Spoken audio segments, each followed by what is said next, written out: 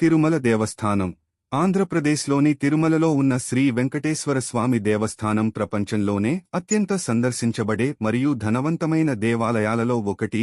ప్రతి సంవత్సరం లక్షలాది భక్తులను ఆకర్షిస్తుంది. స్వయంభూ విగ్రహం తిరుమలలోని శ్రీ వెంకటేశ్వర స్వామి విగ్రహం స్వయంభవిత అని నమ్ముతారు. ఈ విగ్రహం మానవ చేతులచే చెక్కబడలేదని, స్వయంగా అవతరించింది అని చెప్తారు. మీరు శ్రీ వెంకటేశ్వర స్వామి భక్తులు అయితే మా ఛానల్కు లైక్ చేయండి మరియు సబ్స్క్రైబ్ చేయండి.